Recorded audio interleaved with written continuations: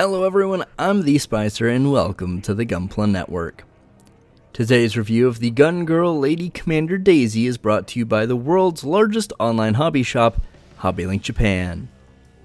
Not only do they carry more than any other online hobby store out there, but they make your life easier with a private warehouse option, a currency filter, and worldwide shipping. Be sure to check the link in the description below to help support not only us here at the Gunpla Network, but those fine folks over at HobbyLink Japan. Gun Girl Lady is a live-action television series that pits high school girls against each other in a death game to see whose model kit commander becomes a real person.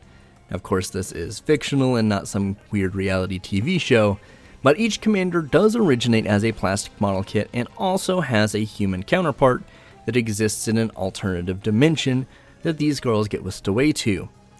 Commander Deijī in particular is portrayed as being the main antagonist leading Team Delta Tango against the series heroes. Commander Deijī is portrayed as probably just a little bit evil and at the very least nefarious. Once we get Deijī built and in her model kit form, she is a little bit sticker heavy, but most of these small accent stickers that make up the sticker sheet are really nice and fit very well. You do have a few large color correction stickers, and some of them are a little bit of a pain, but generally speaking, they're not actually that bad. The notable problem ones are the hair and the stomach one. All that being said, Bandai was nice enough to make deep channels along the paths for the stickers, so it's really easy to see where they go, and it does help give you a reference point when you're trying to put the sticker on instead of trying to hope that you can get it there. At least most of these big stickers as well are pretty easy to stick. They aren't really like the level of difficulty that say like sticking eye stickers consistently are. Now, in terms of problematic stickers, like I said, there are really two with the hair and the stomach tattoo. The hairpiece really isn't hard to fit. The channels look fine even if they do blend into the hairpiece a little bit. It's the flip at the end of the hair that messes with the sticker just enough to where it doesn't cover it properly. So the very worst, the sticker may peel up and you'll see a little bit of the white underneath, or the very best, you'll have a little bit of dark hair sticking out from the red sticker. The stomach tattoo is really not that bad, it just takes patience because it's a really complex shape for a sticker. It's really impressive visually speaking, and if you can take your time and put it on there good, it is going to pay off with a really nice looking, pretty believable looking sticker. Now, there are also eye stickers and some face stickers for the faceplates. All of those go on really easily.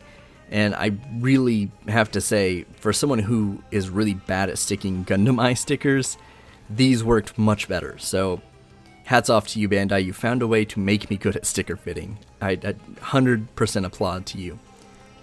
Now with all of the sticker talk out of the way, I have to say the plastic itself looks really good.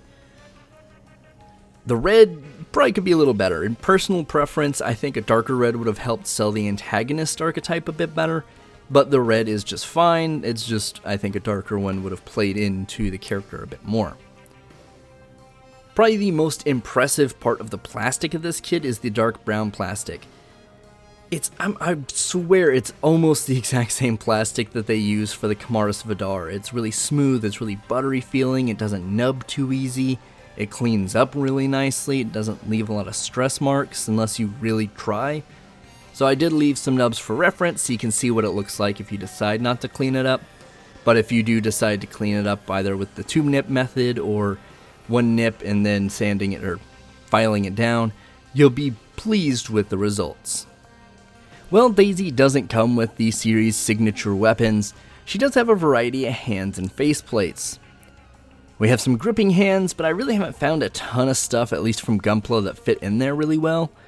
I was able to, oddly enough, get an HG Exia's Jian sword and rifle to fit in her hand and forearm, and I can see a bunch of people making some interesting, maybe gender-bent Setsuna customs out of this or something. It's cool that it fits, just didn't expect that to fit at all. A sword from the in-action offshoot action figure series Lancelot works, and most beam sabers will fit. Usually the rounder ones work a little better. Some of the flatter ones don't fit as well or at all. Just the way the hand is shaped just doesn't really work.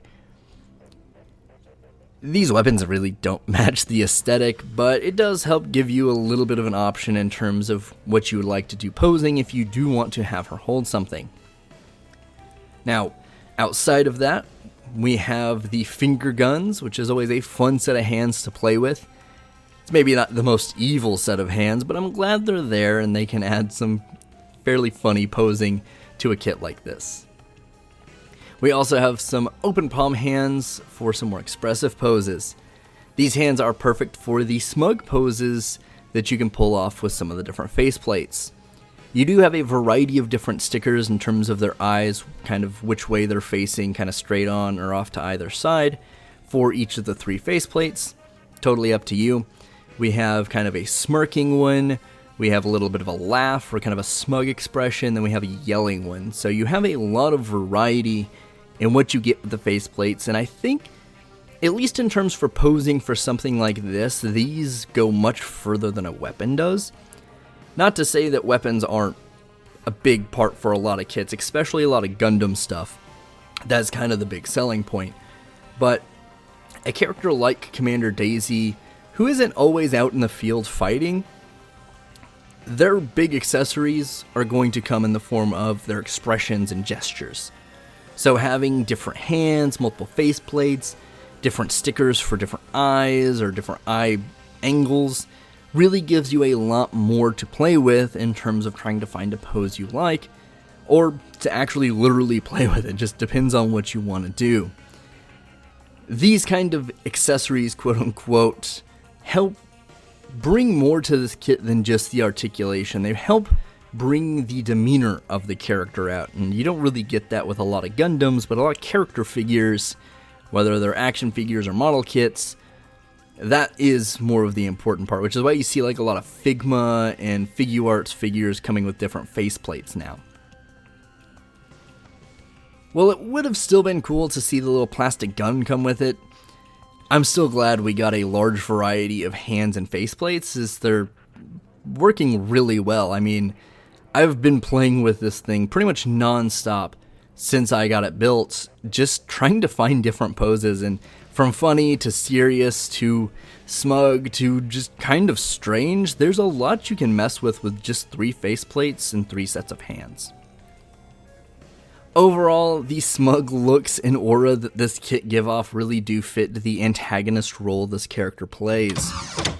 Commander Deijī is definitely one of those characters that's going to provide some authority and probably talk down to a lot of people and probably end up being really evil in the end, but generally speaking, that's what this character's about, and all of the different posing options give you that. The visuals look nice and tie into the screen accuracy of the character, so while it is sticker heavy, those stickers do serve a purpose and generally fit pretty well. I would say if you're not a fan of stickers, this might be a kit to avoid, but you may check out the series to see how you feel about the character as well, just to see if maybe it is worth it.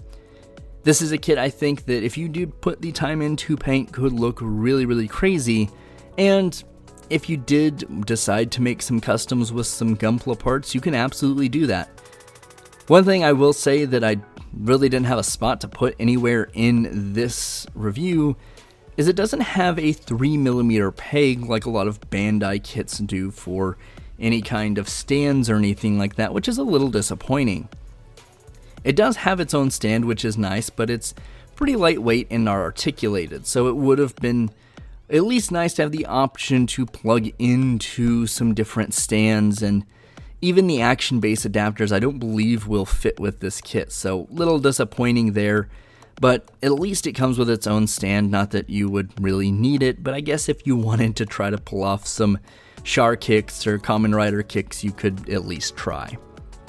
If you do have any questions, please put them down in the comments. If you own it and want to share your thoughts, please do. But if you have any just general questions before you buy it, I'll do my best to answer them. As always, friends, like and subscribe.